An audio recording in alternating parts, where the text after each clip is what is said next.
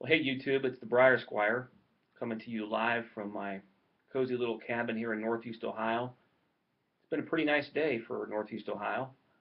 Bright and sunny, still cool, but no snow, and it's been a pretty day.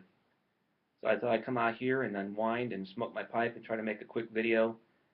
I've been having all kinds of trouble with trying to upload videos. I'm not sure what's going on with YouTube, um, but for some reason I keep getting disconnected. Tried last night several times. It never did work. It never would upload. So I'm trying, and I was hopeful to make one over the weekend, but it just didn't work out. I'm going to try it again tonight, and we'll see how it goes. But I'm out here in the cabin smoking my Savinelli Church Warden pipe, Model 313. A buddy of mine bought me this pipe 20 years ago, and it's been one of my favorites ever since in my collection, and I really enjoy it. And I've been smoking pipes for about 25, 26 years, and smoked a pipe in law school off and on, in the years thereafter. Started adding pipes to my collection, and I would say in the last probably, I don't know, 2 or 3 years, I've been really smoking the pipe more often than not. But really enjoy my Church Warden. Church Warden pipes are interesting too because of their history.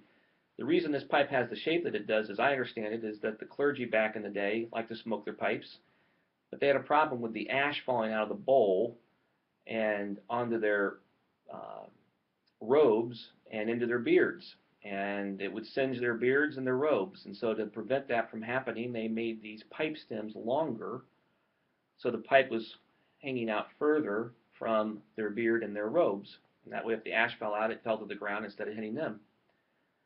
I also understand that the church wardens, the men in the churches who were designated to help folks behave and stay awake, would use the long stem to poke people in the head as well, and to wake them up. I'm sure that none of you out there have ever fallen asleep in church. I know it doesn't happen anymore. That was something that happened a long, long time ago. So I can't imagine anybody's fallen asleep in church. So I'm sure that's a concept that's foreign to most of us, that the idea of having to be woken up in church. So, you know how things were back in the day.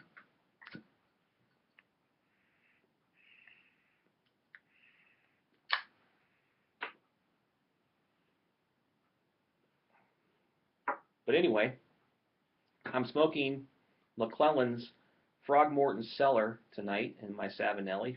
First time I've tried this tobacco, and I really like it.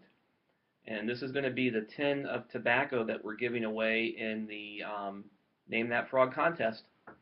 And there you see the frog sitting down in his cellar next to his whiskey barrels, and he's having a grand old time smoking his pipe and enjoying life. And again, another one of those great pieces of artwork from McClellan about frogs. And of course, that's what we've been talking about in the context, frogs and pipes, where that all come from. And we're naming this frog. And if you go back and watch my second video, you'll hear about this picture, and I'm asking people to name the frog in that picture. It's a picture of a frog walking down the road, and he's smoking a clay church warden pipe.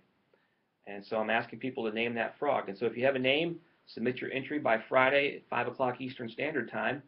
And on Saturday, March 9th, I'm going to announce the winner. And the winner will get a can, or the tin of, an unopened tin, that is, of the Frogmorton's Cellar. So get your entries in, and we'll see who wins. And all the entries so far have been great. I tell you what, it's going to be tough to pick a winner. The entries are very, very good. A lot of good suggestions. They've been a lot of fun. Hey, I wanted to do a quick shout out to the Pipe Lawyer. Thank you so much for the comments you made in Friday Night Pipes about me and directing people to my channel. I thank you for that. I appreciate it, Anthony, very much. I look forward to meeting you someday. I think it would be a fun time for us to sit down and chat, talk about the practice of law, and smoke a pipe together. I'm going to try to make it down to your conference in June and try to get that worked out if I can get some travel related to a case I have in Phoenix worked out that's in the same time kind of time frame. But nonetheless, we'll see if we can make it down there for that. And but again, thank you for the designation as MVP, Most Valuable Pipe Presenter, for your video that night. I appreciate that, and thank you for your kind words. And again, I'm really looking forward to meeting you. I wanted to do a shout out to the Meerschaum man. Congratulations on your ordination. Um, it's a great thing, and our prayers and thoughts are with you. And I trust that you're encouraged and are ready to put your shoulder to the work, and we'll see what great things the Lord has in store for you.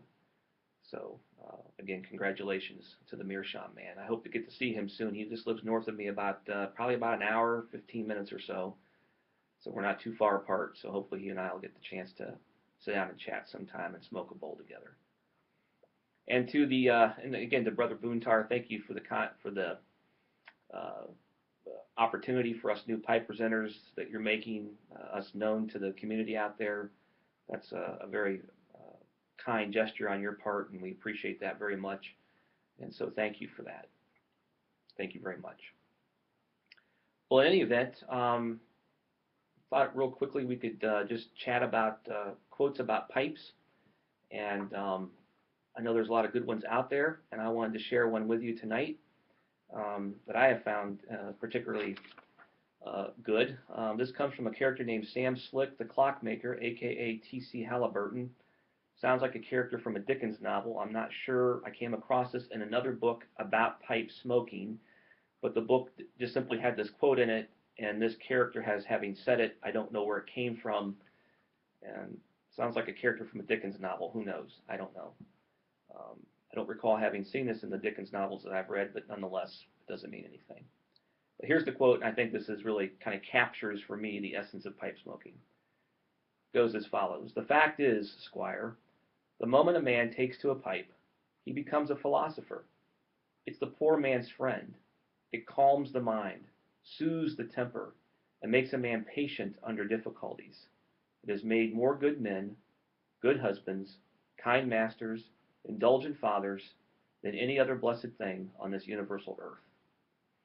And I would agree with that for the most part. I think that's well said, and perhaps grand in some respects, but nonetheless appropriate. So I'd be curious to hear what your favorite pipe quote is.